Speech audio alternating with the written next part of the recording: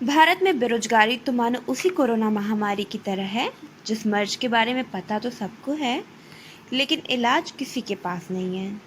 जैसे कोरोना महामारी से पूरा विश्व जूझ रहा था, लेकिन दूसरी लहर में भारत कोरोना वायरस के आगे निहत्था हो गया।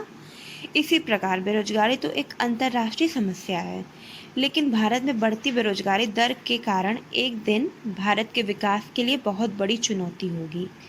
हैरानी की बात तो यह है, सरकार से बेरोजगारी के बारे में कोई पूछता है तो सरकार चुप्पी साधी रहती है।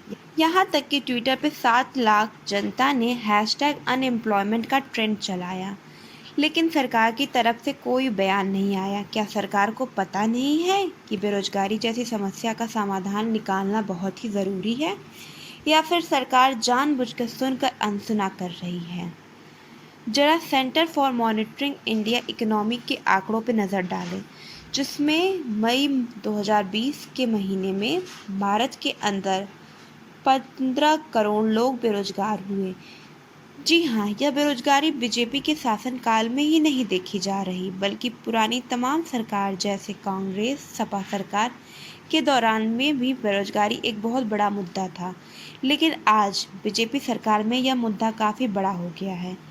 हर साल सरकार वोट बैंकों का पेट भरने के लिए युवाओं को रोजगार देने का सुनहरा सपना दिखाते हैं, लेकिन असल में सत्ता आ जाने पर वे रोजगार देना तो दूर, जवाब तक नहीं देना चाहते हैं।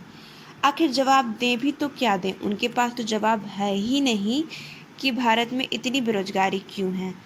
सरकार को फुर्सत ही नहीं अपनी राजनीतिक रैलियों से और राजनीतिक प्रतिक्रियाओं से। वाह रे सरकार, अपना पेट भर गया तो भाड़ में जाए जनता। यह कौन सी नीति है? भारत में जब कोई युवा अपने हक के लिए सड़क पर प्रदर्शन करता है तो मोदी सरकार बड़े आराम से मन की बात में ब्रेड पकौड़ा और चाय की दुकान खोलने की बात कहकर आत्मनिर्भर भारत बनाने का सपना दिखाने लगते हैं। आखिर इंसान आत्मनिर्भर बने भी तो कैसे बने? सरकारी संस्था से लेकर प्राइवेट संस्था में सभी जगह भारी मात्रा में रोजगार के साधन कम हो गए हैं, जिसके कारण लोगों को उनकी योग्यता के अनुरूप रोजगार नहीं मिल पा रहे हैं।